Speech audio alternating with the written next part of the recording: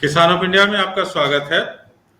आज हमारे साथ मौजूद हैं छत्तीसगढ़ से शेख रजिया जी, जो रिसर्च एंड डिजाइनर हैं लघु वनोपजों के क्षेत्र में, महुआ के फूल के क्षेत्र में, और जो भी वनों से जो हमें औषधियाँ मिलती है, वनोपज जो होते हैं, उनके लिए छत्तीसगढ़ में काम करती है। हम आपको बता दें कि छत्तीसगढ़ देश का सबसे बड़ा लघु वनोपज उत्पादक राज्य है और छत्तीसगढ़ में एक बहुत बड़ी आबादी वनों पर निर्भर करती है। आज विश्व वन दिवस भी है, तो विश्व वन दिवस के अवसर पर हमने इन्हें आपके साथ अपनी बात रखने के लिए कि वनों से, जंगलों से कैसे कमाई बढ़ सकती है, कैसे जंगल बढ़ाए जा सकते हैं और कैसे जंगल से आय बढ़ाई जा सकती है, तो इस विषय पर बात करने के लिए हमारे साथ मौजूद हैं रजिया जी। रजिया जी का बहुत बहुत स्वागत है। नमस्कार सर। रजिया जी, सबसे पहले ये बताइए कि जो अभी रिपोर्ट आई है यूएन की, उसमें दुनिया भर में वनों की संख्या, जो वन क्षेत्र है, वन भूमि है, वो घट रहे हैं। और भारत की बात अगर करें तो भारत में जो वन सर्वेक्षण की रिपोर्ट आई थी 2021 में, पिछले साल ही रिपोर्ट आई थी, उसमें 2019 से 21 के 2 साल में भारत में 2261 वर्ग किलोमीटर वन क्षेत्र बढ़ा है, जो अच्छी बात है। और कोरोना के समय में ये सामने आया कि जहां पर पेड़ पौधे ज्यादा हैं, जहां पर वनीय भूमि ज्यादा है, वहां पर इसकी भयावहता कम है। तो जाहिर सी बात है कि वन हमारे जीवन से बिल्कुल करीब से जुड़ा हुआ है। आप छत्तीसगढ़ से हैं। छत्तीसगढ़ में 44% जो क्षेत्र बताया जाता है कुल वन भूमि है, कुल क्षेत्रफल का 44%, और वहाँ की एक बहुत बड़ी आबादी वनोपजों पर निर्भर करती है। तो ये बताएं कि कोरोना के फेज में जो दुनिया भर में वनौषधियों की मांग बढ़ी, उसका जमीन पर क्या असर देख रही हैं आप? जमीनी स्तर की अगर बात करें तो जैसे हम जो है वो जंगलों से घिरे हुए इलाकों में रहते हैं, तो जो आदिवासी लोग हैं उनका रिसोर्स भी फॉरेस्ट से होने की वजह से उनकी आमदनी जाहिर सी बात है बढ़ी है। लोग जो फॉरेस्ट माइनर प्रोड्यूसर्स कलेक्शन कर रहे हैं, आज सरकार की डिमांड की वजह से उनका भी वेज बढ़ा है। पहले जिसको औने पौने दाम पे जो मीडिएटर्स होते हैं, मतलब जो बीच के लोग खरीद लिया करते थे, आज वहां पर ये मिडिल मैन जो है वो एलिमिनेट हो गए हैं। अब उनके जगह पे सरकार डायरेक्ट उनको वो रकम दे रही है जिसके वो हकदार है। तो आदिवासियों की तो जो आमदनी का जरिया है वो जाहिर सी बात है पहले से काफी अच्छा बढ़ा है, चाहे वो आपके वनौषधि हो या फिर आपके दूसरे लघु वनोपज जिसमें महुआ है, इमली है। एमएसपी का काफी ज्यादा इम्पैक्ट रहा है इस पे। जी रजिया जी, एक चीज और बताइए कि आमतौर पर लोग ये समझते हैं कि वनों से हमें इमारती लकड़ियां मिलती हैं, वन में माइनिंग का काम ज्यादा होता है, तो वनोपजों के बारे में एक समझ नहीं विकसित हो पाई है देश में कि जंगलों से ऐसी कौन सी चीज कितनी मात्रा में मिल रही है जिससे कि एक बहुत बड़ी आबादी को आय का साधन मिल रहा है, जीविकोपार्जन हो रहा है। तो इसके बारे में, चूंकि आप उस क्षेत्र से भी हैं और वनोपज संग्राहकों से, उनको प्रोसेसिंग करने वालों से आप करीब से जुड़ी रही हैं, तो ये थोड़ा सा समझाएं सरल शब्दों में, ताकि वो लोग जो वनों के बारे में ज्यादा नहीं जानते हैं वो भी समझ सके कि आखिर जंगल कितने जरूरी हैं और इससे आय का कैसे सीधा संबंध है। देखिए परमेंद्र जी, जंगल जो है वो हम मानव जाति का एक सेकंड पर्याय है जीवित रहने के लिए। हम इस अगर बात करें भूमि की, तो आज अगर हम जी रहे हैं तो वो इन्हीं जंगलों की ही देन है। एमएनसी अगर मल्टीनेशनल कंपनीज की बात करें तो वो शहरी निकाय में लोगों को आमदनी देता है, लेकिन इसके बावजूद भी आधे से ज्यादा यानी कि 1/3 आबादी की अगर हम बात करें तो जंगलों में ही रहते हैं। वहां पे तो कोई एमएनसी कंपनीज नहीं है। और हम इंसान अगर हमारे जंगल नहीं बचाएंगे तो जाहिर सी बात है कल के दिन हमारा अस्तित्व भी खतरे में ही होगा। हमें जंगल से ताज़ी हवा मिलती है। आज हम देख रहे हैं कि जो मौसम का जो चक्र है, जो नियमित रूप से चलना चाहिए था, आज वो बिगड़ चुका है।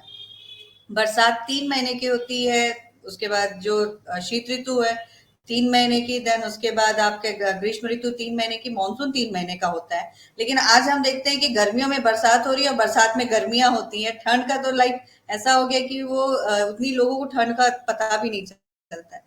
तो ये जो मौसम में परिवर्तन है, वो इन जंगलों के विनाश की वजह से ही है, पहली बात। दूसरी बात, हम दिन ब दिन जितना अपने खान-पान पे हम देख रहे हैं कि मॉडिफिकेशन जो आ रहा है, यानी कि चेंजेस आ रहे हैं। हमारा खाना आज की डेट में काफ़ी बदल गया है और आम जो जीवन है हमारा, वो रोगों से भी ग्रसित हो गया है। आज हर घर पे देखेंगे तो 3 से 4 तो आपको डायबिटिक पेशेंट मिलेंगे।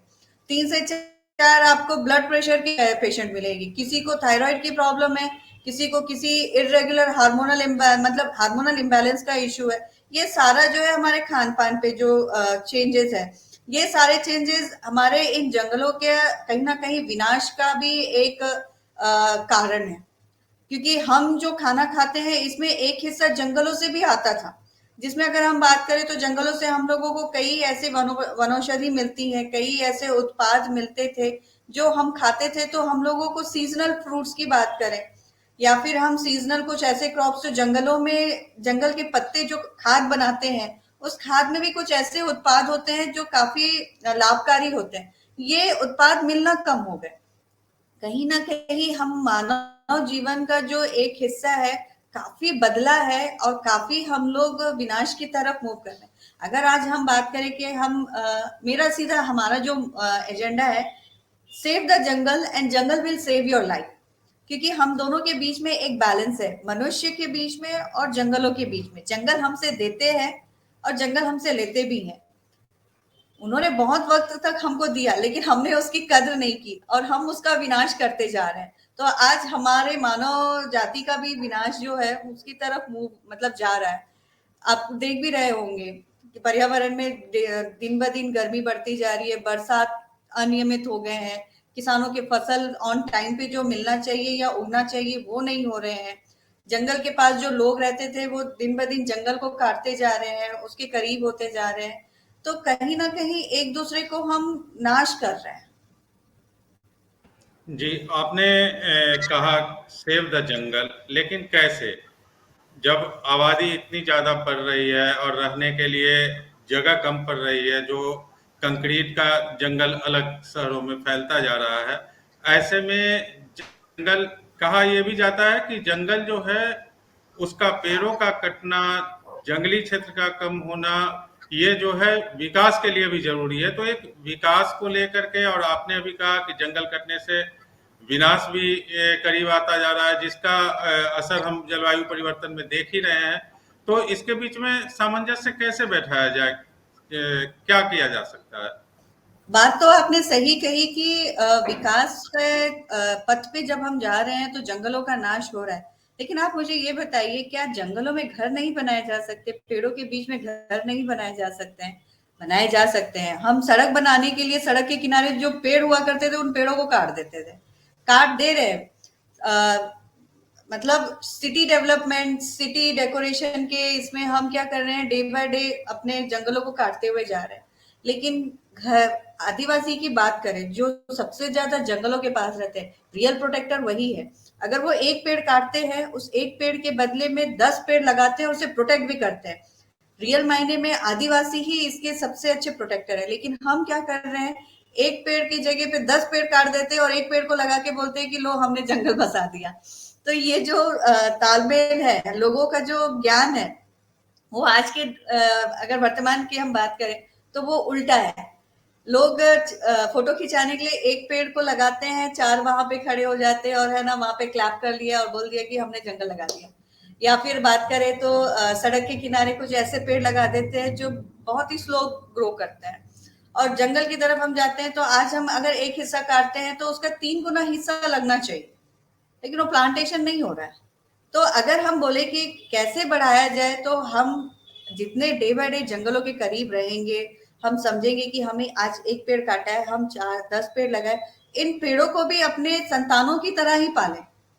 जिस तरह अपने संतान को एक वक्त तक हम प्रोटेक्ट करके रखते हैं कि दुनिया में जाने से पहले या दुनिया की भीड़ या दुनिया की स्पीड को अपने स्पीड के लायक बनाने से पहले तक बच्चे को एक प्रोटेक्ट करके रखा जाता है, उसको ज्ञान दिया जाता है, उसे पढ़ाया पढ़ाया जाता है, देन उसके बाद उसको समाज के अच्छे बुरे नीति नियमों के बारे में बताया जाता है। वैसे ही एक पेड़ की भी उतनी ही प्रोटेक्शन जरूरी है कि एक पेड़ को तब तक हम प्रोटेक्ट करके रखें जब तक वो ग्रो नहीं कर जाता। जब हमें लगता है कि नहीं अब ये पेड़ अपने आप अपना खुद प्रोटेक्ट कर सकता है, उसके बाद आप छोड़ देंगे तो पेड़ हमें ही रिटर्न देते हैं। पेड़ हमसे आज तक कभी कुछ नहीं लिए, वो तो हमें रिटर्न दे रहे हैं, हमें हमारी जिंदगी दे रहे हैं, वायु दे रहे हैं, हमारे वातावरण को बैलेंस बना रहे हैं। वर्षा का जो मेन रीजन है कि हाँ ऑन टाइम पे जो वर्षा होनी चाहिए, उसके तो सबसे बड़े जो इनविटेट मतलब जो इनवाइट करने वाले होते हैं वो तो पेड़ ही हैं। हम उन्हीं को काट रहे हैं और हमारा नाश खुद कर रहे हैं।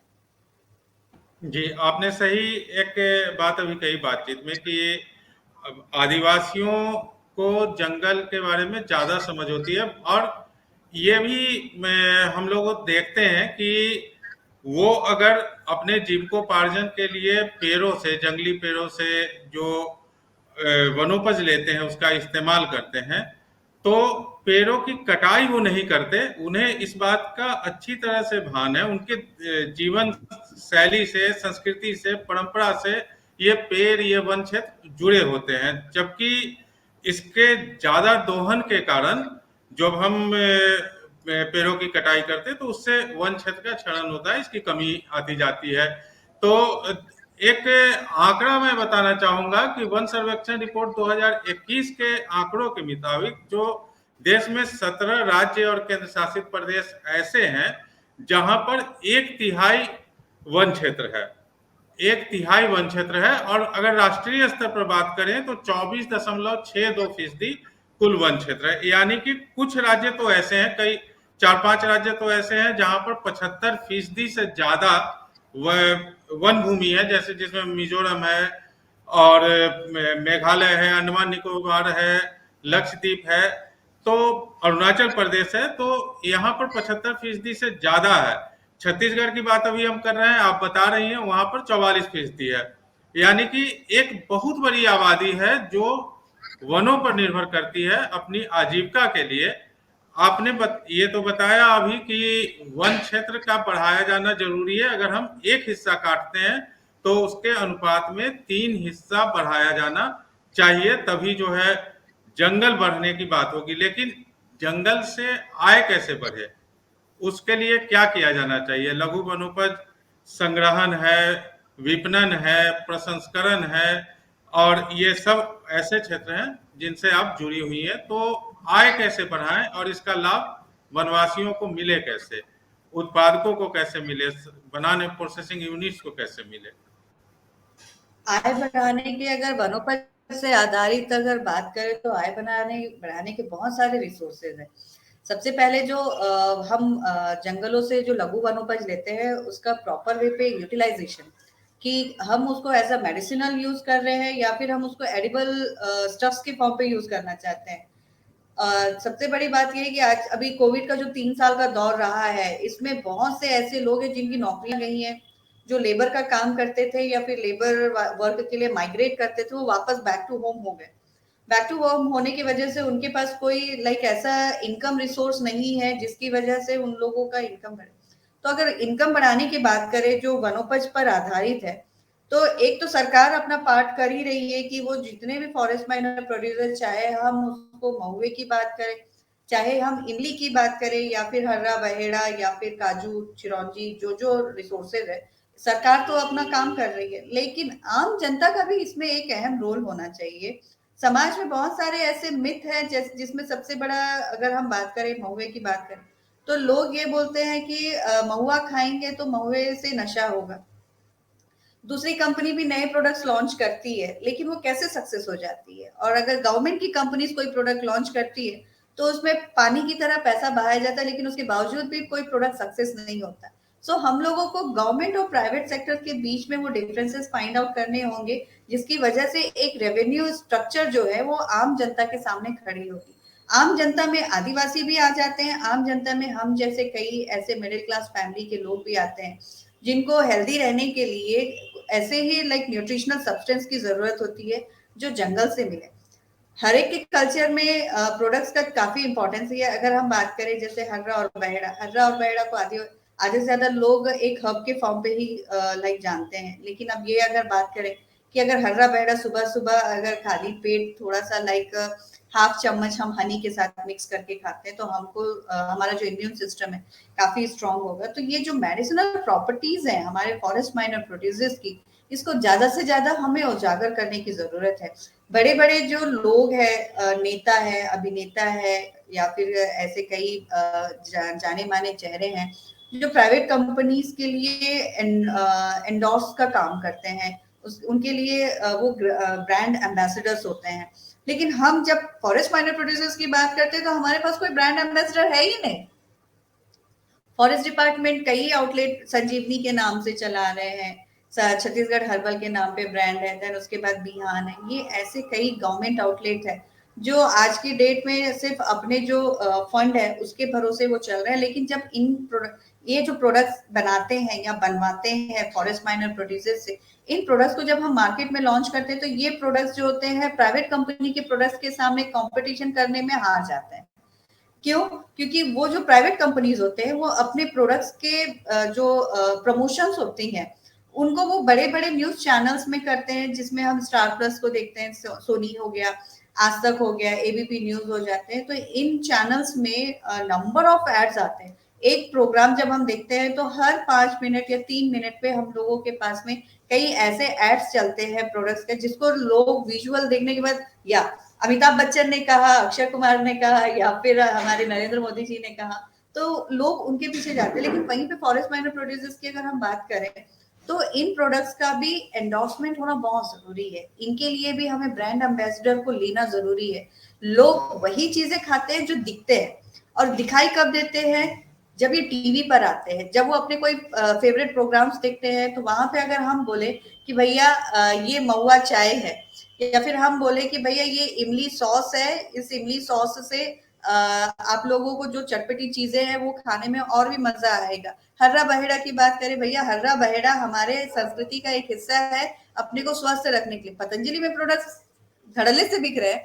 लेकिन जब हम बात करते, चाहे छत्तीसगढ़ की बात करें, मिजोरम की बात करें, या फिर किसी आंध्र, तेलंगाना या महाराष्ट्र की बात करें, जो इन जंगलों से प्रोडक्ट्स आते हैं ये बस अपने ही दम पर चलती हैं। इनको किसी तरीके का कोई चेहरा नहीं प्रेजेंट करता कि भाई ये प्रोडक्ट्स है, इन प्रोडक्ट्स को आप खाइए। जैसे लक्स साबुन होता है, सब लोग ये बोलते हैं कि लक्स साबुन, जैसे टीवी में ऐड होता है, लक्स साबुन लगाइए, आपकी जो त्वचा होगी वो दूध की तरह मुलायम होगी। लेकिन लक्स सोप बना किससे? इन्हीं फॉरेस्ट माइनर प्रोड्यूसर से बना है। लक्स सोप को एक कंपनी बना रही है, उसको करीना कपूर की बात करें, श्रीदेवी की बात करें, ये बड़े जो चेहरे हैं वो उसे दिखा रहे हैं, तो लोग इनके दीवाने, तो उन वो जो प्रोडक्ट्स प्रमोट करते हैं उनके भी दीवाने हो जाते हैं। लेकिन जब हम बात करते हैं फॉरेस्ट माइनर प्रोड्यूसर्स की जो हमारे जंगलों से आते हैं, हालांकि ये प्रोडक्ट्स अभिनेता भी खाते हैं, लेकिन जब एंडोर्समेंट की बात आती है तो ये लोग थोड़ा सा लाइक जो पिच करना चाहिए वो अगर हो जाता तो रेवेन्यू डेफिनेटली, मैं बोलती हूँ चाहे वो किसी भी स्टेट, अगर 44% छत्तीसगढ़ की बात है, 44% जंगल है, तो हो सकता है कि जब ये 44% प्रोडक्ट्स अगर मार्केट में जाएंगे तो 44 से 88% भी हो सकता है। बस बात होती है कि स्ट्रैटेजीज बनानी जरूरी होती है, और इन स्ट्रैटेजीज बनाने में जो कंपनीज एंटर होनी चाहिए वो कंपनीज जो है वो नहीं हो पा रही है। अगर वो कंपनी एंटर हो जाती हैं, या सरकार भी कुछ ऐसी नीतियों के जरिए चीजों को प्रमोट करेगा, तो डेफिनेटली मार्केट में रेवेन्यू जरूर बढ़ेगा। रेवेन्यू एक सेगमेंट का बढ़ता है, ऑटोमेटिकली उसके पीछे जितने सेगमेंट कनेक्टेड होते हैं, जो चेन कनेक्टेड होते हैं, सारे लोग इसमें बेनिफिट होंगे। रजिया जी, एक और सवाल कि आप अपने स्तर से किस तरह वनवासियों की आय बढ़ाने में मदद कर पा रही हैं, कैसे करती हैं? मैं एक माइक्रोबायोलॉजिस्ट हूँ और एक रिसर्चर भी हूँ। मेरा काम होता है कि जंगल से कौन कौन से फॉरेस्ट माइनर प्रोड्यूसर्स आते हैं, उन प्रोड्यूसर्स से हम क्या प्रोडक्ट डेवलप कर सकते हैं, कैसे डिजाइन कर सकते हैं, हेल्थ सेगमेंट में कैसे ये हमें बेनिफिट देंगे और इसका बिजनेस मॉडल क्या होगा। पहले तो हम प्रोडक्ट डेवलप करते हैं, डेवलप करने के बाद हम उसका बिजनेस मॉडल बनाते हैं। बिजनेस मॉडल में यानी कि प्रोडक्ट, मेन प्रोडक्ट, उसकी packaging, labelling, branding, licensing, market linkage कि बनने के बाद में कहाँ जाएगा, कहाँ बिकेगा। और इसको बनाने में हम लेबर के जगह पे एसएचजी वुमेन्स जो होते हैं, इंडिविजुअल जो इंडिजिनस कम्युनिटी की बात करें, सेल्फ हेल्प ग्रुप की जो फीमेल्स होती हैं या गांव की जो फीमेल्स होती हैं, हम बिजनेस मॉडल उनके हाथ में देते हैं कि कच्चा माल आपको फलाना जगह से लेना है, आप अपने यूनिट पे बनाइए और पैक करने के बाद में फलाने जगह पे ले जाके बेच दीजिए। बेचने पे आपको जो रेवेन्यू मिलेगा वो आपका इनकम होगा। और जो फॉरेस्ट माइनर प्रोड्यूसर्स जो जंगल से आ रहे हैं, लोगों को उसका वैल्यू पता चलता है। तो गवर्नमेंट जो फॉरेस्ट डिपार्टमेंट की अगर हम बात करें तो वो उसके प्लांटेशन के ऊपर में वर्क करता है। एग्रीकल्चर की बात करें तो एग्रीकल्चर भी उस पर वर्क करता है कि अगर ये फॉरेस्ट माइनर प्रोड्यूसर्स का प्लांटेशन में है तो वहां पे सैपलिंग्स क्या होंगे, उसके प्लांट्स कैसे ग्रो करना है। हर डिपार्टमेंट एक दूसरे से कनेक्टेड है, तो हम इन डिपार्टमेंट्स को जोड़ने का काम करते हैं।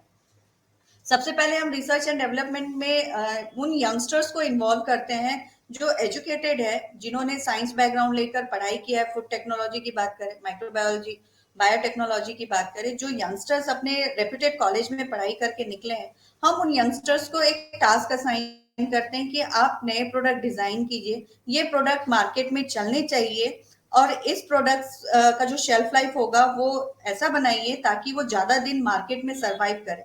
जब ये प्रोडक्ट मार्केट में सर्वाइव करने लायक हो जाता है तब हम इस पे सारे channels, raw material supply chain से लेकर फिनिश मटेरियल, मार्केट लिंकेज तक हर पहलू पे हम काम करते हैं। और मेन हमारा जो है वो एक छोटा सा लैब भी है जहां पर उसके क्वालिटी एश्योरेंस पे वर्क होता है। तो इस तरीके से हम एक बिजनेस मॉडल को चारों तरफ से प्रोटेक्ट करते हैं। और डिपार्टमेंट में कनेक्ट होने की वजह से डिपार्टमेंट का सपोर्ट, जिसमें हमें कलेक्टर सपोर्ट करते हैं, डीएफओ सपोर्ट करते हैं, साइंटिस्ट हमें सपोर्ट करते हैं। ऑल इंडिया लेवल की अगर हम बात करें तो हम हर रिसर्च लैब से कनेक्टेड है, जिसमें एनएबीएल एक्रेडिटेड लैब्स होते हैं। तंजावुर का आईएफपीटीएम है, Indian institute of food product development, CFTRI हो गया, नफारी हो गया। तो हम इन लैब्स के साथ में भी कनेक्टेड होते हैं। तो हर तरीके से हम वो चीजों को करते हुए जाते हैं जिससे कम्युनिटी बिल्ड हो, कम्युनिटी का भला हो और उनके लिए रेवेन्यू जनरेट हो, ताकि वो बाहर माइग्रेट ना करें, अपने ही जंगल में रहें, अपने ही विलेज में रहे। हम सिंपल से यही बोलते हैं कि need not to move outside. हम बिजनेस मॉडल उन्हीं के डोर स्टेप में, उन्हीं के ही गांव में बना कर देते हैं ताकि लोग गांव में रह के ही अपने रेवेन्यू जनरेट कर सकें, दो पैसे कमा सकें, अपने माँ बाप के साथ रहें और अपने जंगल के करीब रहें, ताकि वो एक पेड़ काटते हैं तो चार पेड़ लगाए। एक महुए का पेड़ कटता है, चार महुए के पेड़ लगाइए। एक चिरौंजी का पेड़ कटता है तो उसमें आधी एकड़ में चिरौंजी की प्लांटेशन कीजिए। तो हम लोग ग्रास रूट लेवल पे भी वर्क करते हैं और हायर लेवल पे भी वर्क करते हैं। ये आपने बहुत ही अच्छी जानकारी और ज़मीनी जानकारियाँ दी हैं पूरे देश के सामने, और जो भी किसान ऑफ इंडिया पे इस समय हमें सुन रहे हैं वो समझ पा रहे हैं बहुत अच्छी तरह से कि किस तरह से वनों के जरिए, जंगलों के जरिए आमदनी बढ़ाई जा सकती है। एक इसी से जुड़ा एक सवाल आपसे पूछना चाहूँगा कि जैसे कृषि क्षेत्र की बात अगर हम करें तो खेती करने वाले बहुत सारे किसानों का पलायन हो रहा है बहुत तेजी के साथ। कई राज्यों में ये स्थिति देखी जा रही है। जो किसान, छोटे किसान थे, वो कृषक मजदूर बन गए क्योंकि उनके जमीन जो है उससे इतनी आय नहीं होती थी। क्या वनीय क्षेत्र है, छत्तीसगढ़ में वन भूमि ज्यादा है, तो क्या वनवासियों में भी पलायन की स्थिति है या उन्हें इतनी आय हो जाती है वनोपजों से कि वो जीविकोपार्जन कर सके, उनकी आजीविका चलती रहे? पलायन के हर अलग अलग राज्यों में अलग अलग कारण है। अब मान लीजिए छत्तीसगढ़ की अगर हम बात करें तो छत्तीसगढ़ भी तीन भागों में बटा है, नॉर्थ छत्तीसगढ़, सेंट्रल छत्तीसगढ़ और साउथ छत्तीसगढ़। नॉर्थ छत्तीसगढ़ में अगर हम बात करें तो नेचुरल, जैसे कि पहाड़, नदी नालों से घिरा हुआ है। बी सेंट्रल की बात करें तो सेंट्रल में भी औद्योगिकीकरण ज्यादा हुआ है। और साउथ की बात करें तो साउथ में भी जंगल है। और यहाँ पे जो मेन, अगर वन निवासियों की हम बात करें, वनवासियों की हम बात करें तो पलायन के कारण इसमें दो तीन है, जिसमें नक्सलाइट एक है। जो नक्सलिज्म का प्रॉब्लम हम बात करते हैं तो वो एक रीजन है जिसकी वजह से लोग पलायन कर जाते हैं। लेकिन सरकार की पहल की वजह से अभी वर्तमान में स्थिति पहले से काफी सुधरी है। दूसरी अगर हम बात करें तो जीविकोपार्जन की, क्योंकि बहुत से जो एजुकेटेड बच्चे हैं जिन्होंने बेसिक एजुकेशन जैसे डिग्रियां ले ली हैं या फिर मास्टर डिग्रियां ले ली हैं, तो उनका सोचना ये है कि हमने मास्टर डिग्री लिया है, हम जमीनी स्तर से जुड़ के काम करेंगे तो लेबर में और हमें कोई फर्क नहीं रहेगा। तो जो ये सोच रखने वाले, क्योंकि उनके सामने तो कोई उदाहरण है ही नहीं ना, जाहिर सी बात है वो पलायन करेंगे ही करेंगे। लेकिन जब बाहर जाते हैं तो वहां पर जीना तो जंगलों से ज्यादा दुश्वार हो जाता है। जंगल तो कम से कम उन्हें कुछ खाने के लिए देता है कि अगर आप जंगल में जाएंगे तो कम से कम आप किसी पेड़ का मीठा आम खा सकते हैं, किसी पेड़ का केला खा सकते हैं, जामुन खा सकते हैं। लेकिन आप शहरी जंगल में जाएंगे, कोई आपको प्यार से एक निवाला खाना नहीं देगा। सड़कों की धूप, सड़कों में जो आप जाएंगे तो आपको वहां की धूल होगी, ऊपर का धूप होगा, लेकिन ये जिंदगी उससे बड़ी दुर्भर होगी। लेकिन आज की अगर हम बात करें तो जो बहुत बड़े आईआईटी सेक्टर से जो पढ़े लिखे युवा वर्ग है, वो जंगल के महत्व को जान चुके हैं। किसान के अगर हम बात करें, किसानी की बात करें तो किसानी को भी वो पहचान गए। कई ऐसे एमबीए पास आउट यंगस्टर्स हैं जो आज के डेट में कम जमीन में ही अच्छी खासे फार्मिंग का काम कर रहे हैं। कई मेरे जो मित्र हैं जिन्होंने बड़े बड़े कॉलेजेस में मास्टर्स किया है, चाहे वो बायोटेक्नोलॉजी की बात करें, एमबीए की बात करें, वो वापस आकर अपनी खेती किसानी के काम बहुत खुशी खुशी कर रहे हैं, क्योंकि उन्होंने टेक्नोलॉजी समझ लिया है कि किस तरीके से कम जमीन पे हम ज्यादा से ज्यादा प्रोडक्शन का काम कर सकते हैं। देन उसके बाद अगर जंगल की भी बात करें तो जंगल में भी कुछ ऐसे प्रोड्यूसर्स है जो छोटे छोटे मतलब पार्ट्स में, अगर हम बड़े बड़े पेड़ों पे मसालों के प्लांट्स जो क्रीपर्स होते हैं उसको लगा दे, इसका बेनिफिट किसको मिलेगा? हमारे यंगस्टर्स को मिलेगा। तो आई थिंक हमें आज के डेट में एग्रीकल्चर में भी चेंजेस करने की बहुत जरूरी है कि एग्रीकल्चर करना हो तो जंगलों को काटना नहीं है, जंगलों के साथ कैसे एग्रीकल्चर करना है, इसका होना बहुत जरूरी है। कम जगह में कैसे अपने मतलब रेवेन्यू देने वाले क्रॉप्स उगाए ताकि उसमें लोगों को ज्यादा बेनिफिट। आज की जैसे कोविड का फेज है तो लोगों में दो चीजों का ट्रेंड बहुत ज्यादा चला है। एक ऑर्गेनिक प्रोडक्ट्स चाहिए लोगों को, और दूसरा चाहिए कि कम मतलब सस्ते टिकाऊ ऐसे न्यूट्रिएंट्स मिले जिससे उनको अपनी जो सप्लीमेंट्स है, बॉडी रिक्वायरमेंट है, वो भी पूरी हो जाए। तो रेवेन्यू रिसोर्सेस तो बड़े हैं और इसमें पलायन जैसा है, तो पलायन जैसे मुद्दे ऑटोमेटिकली सॉल्व हो ही जाएंगे। बस ये है कि थोड़े से अवेयरनेस प्रोग्राम बढ़ाए, उन यंगस्टर्स के साथ में वर्कआउट किया जाए जो आज की प्रेजेंट नब्स को समझते हैं कि हमें ये करने से क्या फायदा होगा। पेरेंट्स के लिए भी सोचना होगा, देन आने वाले भविष्य के लिए भी सोचना होगा। जो बाहर नौकरी की मारा मारी है आज की डेट में, वो मैं जो अभी देख रही हूँ ट्रेंड, क्योंकि मैं भी एक यंगस्टर्स मतलब एक यंग कम्युनिटी को रिप्रेजेंट करती हूँ।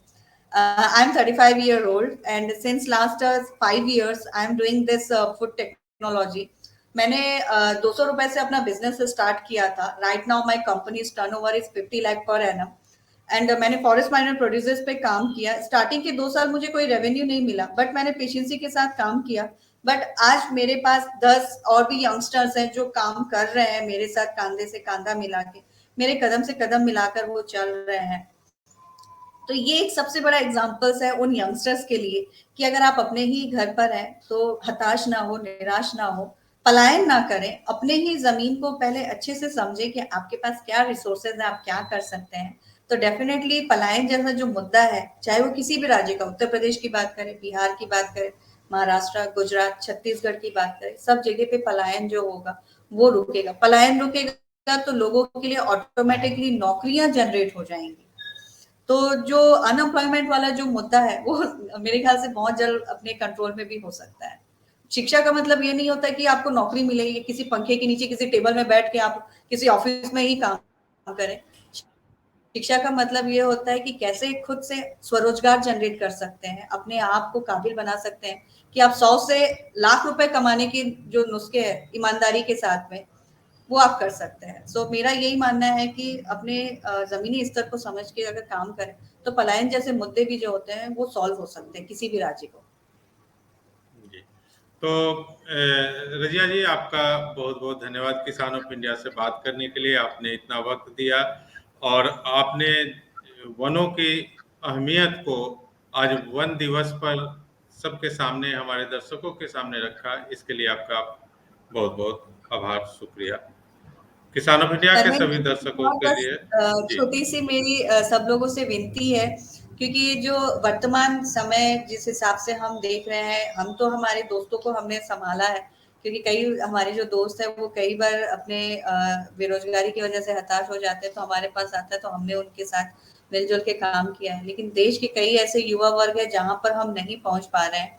हमारी संस्था का नाम बस्तर फूड फर्म है, तो बस हम अपनी संस्था के जरिए उन सारे युवा वर्ग को, या फिर आदिवासी वर्ग की बात करें या किसी दूसरे और भी वर्ग की बात करें, बस एक ही हम संदेश देना चाहते हैं कि हताश ना हो।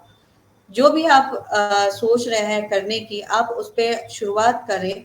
फॉरेस्ट माइनर प्रोड्यूसर्स की अगर बात करें तो मेरी जो शुरुआत थी वो उसमें महुआ था। महुए को लेकर मैंने जो वर्क किया, पहले तो महुआ को लोग एक्सेप्ट भी नहीं करते थे। आज कम से कम भारत में हम रिवोल्यूशन देख रहे हैं। ट्राइफेड की हम बात करें, छत्तीसगढ़ हर्बल्स की बात करें, या फिर फॉरेस्ट विभाग की बात करें, तो इन सारे विभागों में आज महुआ सबसे टॉप पर प्रायोरिटी में, जिसको लेकर गवर्नमेंट काफी बड़ा फंड जो है इन्वेस्ट कर रही है। तो कम से कम हमारे द्वारा किया हुआ जो पहल था वो एक कम्युनिटी को बेनिफिट दे रहा है, आदिवासी कम्युनिटी में रोजगार के अवसर बना रहा है। तो जो यंगस्टर्स जिन्होंने काफी अच्छी पढ़ाई की है, जिनके पीछे उनके माँ बाप ने मेहनत किया है, अपनी जमा पूंजी उन बच्चों को पढ़ाने में लगाई है, आप बस उसके बारे में सोचें कि हाँ, आपके ऊपर में आपके माँ बाप के भी कई सपने हैं, तो हताश ना हो, उनके साथ बैठे शेयर करें। और आपकी जो शुरुआत होगी, स्टार्टिंग पे आपको भले थोड़ी सी समस्याएं होंगी, लेकिन जब उसको सुलझाते हुए जाएंगे, सफलता जरूर मिलेगी। तो कोई भी गलत कदम ना उठाए, संयम धैर्य के साथ में डिपार्टमेंट के साथ जुड़िए, सरकारी विभाग हो या फिर किसी भी मतलब संस्था के साथ जुड़ के आप काम करेंगे तो ये बेरोजगारी वाली समस्याएं जो होंगी वो जरूर सॉल्व होंगी। और जंगलों की अगर बात करें तो जंगल को अपना है ना रक्षक बनाइए। जंगल है तो आप हैं, जंगल नहीं तो आने वाला वर्तमान या आपके बच्चों का भविष्य खतरे में है। तो जंगलों को समझिए, जंगल बहुत खूबसूरत है। जो सुकून आपको जंगल से मिलेगा वो सुकून आपको कहीं नहीं मिलेगा। तो जंगलों की तरफ आप अपने कदम बढ़ाइए, तो जंगल आपकी जिंदगी जरूर संभालेगा। जी, मैं बहुत अच्छी बात कही आपने, और मुझे नहीं लगता कि आपने कुछ मेरे लिए छोड़ा है इसके बाद करने को। तो फिलहाल आपको भी और किसान ऑफ इंडिया के सभी दर्शकों को बहुत बहुत धन्यवाद। धन्यवाद।